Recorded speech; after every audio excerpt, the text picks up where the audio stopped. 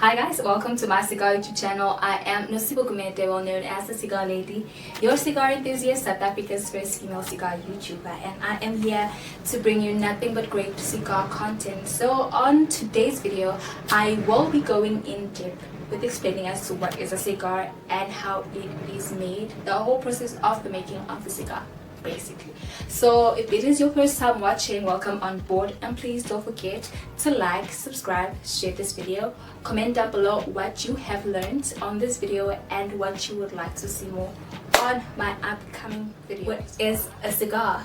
A cigar is a tobacco leaf that is dried, fermented, and rolled into a bundle that is made to be smoked, and usually when it is presented to you, it is in a form that is ready to be smoked. All right, so this tobacco leaf goes through a process of being dried, fermented, processed, cured, planted, tested, then it goes to a process of selection whereby they get to check as to if that particular cigar that has gone through all those processes is good quality enough to be presented to people, or it is aged enough and it tastes good to be presented to or to be sold to people. From the producers, they actually have people who are acquired and trained to actually monitor and check if those particular cigars that they have produced are ready to be presented to the outside world. And sometimes it's and not all the time that it is a scenario of the cigar being ready to be presented. Sometimes it can actually take years to find out that the cigar that they have been waiting for is not a cigar that is being ready to be produced. It's not a cigar that is in good quality to be brought forward to people. So it is a win or lose situation, because it is a win or lose situation because they are unable to actually tell until the end of the process of the cigar that, oh, actually, you know what, the cigar is ready to be presented to the outside world, because it has to go through all the processes until it is rolled and then kept and aged to a certain age, and then thereafter it gets tested. If it is good enough, then it will be proceeded through, but if it is not, unfortunately, it will be 10 years worth of a loss that company would endure. But it is a continuous cycle, and the tobacco leaves that would have been taken down from the fields to the curing barns and processed. In the midst of that process, there are still some other tobacco plants that are being planted and awaited to actually mature as well.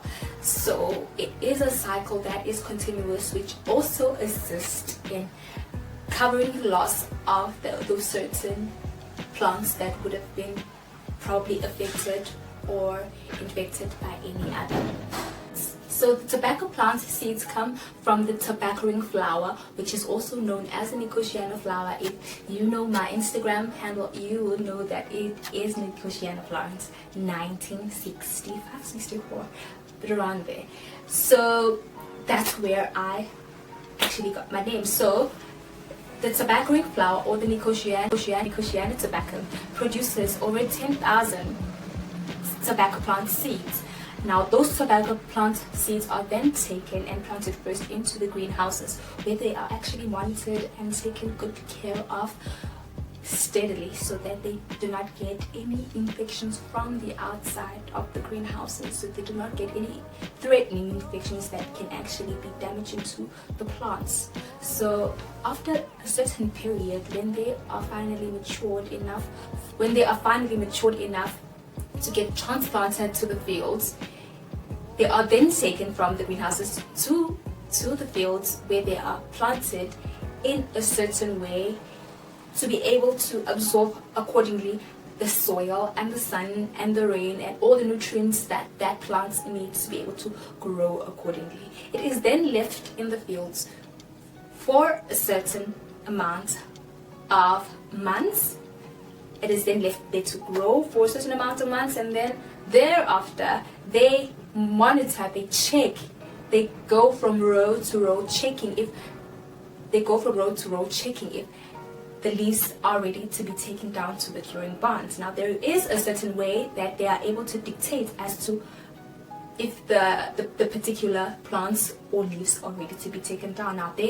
Now the tobacco plants leaves, they are then left to grow until they are ready to be taken down into the curing barns. Now the curing barns, they are then handed in a method of first in first out, so that will assist the workers to be able to monitor as to which leaves came in first, so which ones will be out first and which ones are still yet to be monitored. So they practically change color as well in the curing barns. That's when they actually change color and gain some flavor as well. Now that method helps the workers in the curing barns to be able to actually know which leaves were there first and which must leave the curing barn first, and which ones are there to stay and how long have they stayed, and if they're okay, if they are ready, if they are actually adjusting to the humidity in the curing barns, if there's any infections within the plants that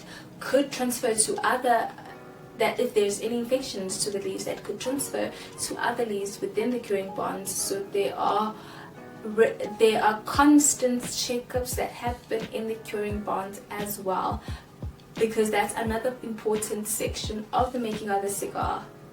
So when the tobacco leaves have been handled in the curing, another thing that happens in the curing barns is that the leaves then take form and change color. When they change color, it's when they change from green to brown. As you would know if you have seen a cigar, whenever cigar is presented to you, it looks brown. Now that process happens in the cure. It begins, not that it only happens, but it begins in the curing barns, and then it continues during the processing. Now there are three components that play an important part in the making of the cigar, which is the filler, the binder, and the wrapper. Now these three components are the components that you usually view when you are holding a stick of a cigar. The filler is actually the part that is within the cigar. If I had to explain it in a simpler form, I would say it is crushed, if I should call it like that. It is crushed leaves or folded leaves that are on the inside of the cigar. They are then binded by the binder. So the filler is binded by the binder. So the filler follows, the binder follows after the filler. So we have the filler, we have the binder, and then we have the wrapper.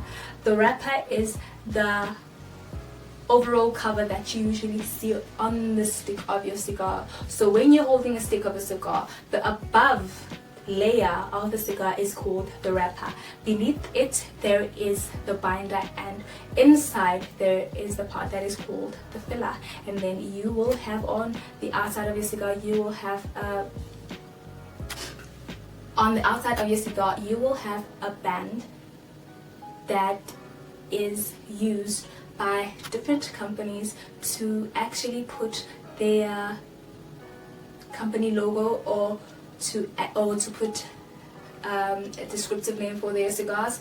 So that's all from me for today's video. If you have learned something, don't forget to mention it down below in the comment section and mention as to what you would like to see more on this video and what you would like for me to improve in this channel, so that I will do that just for you, because that's what I am here for.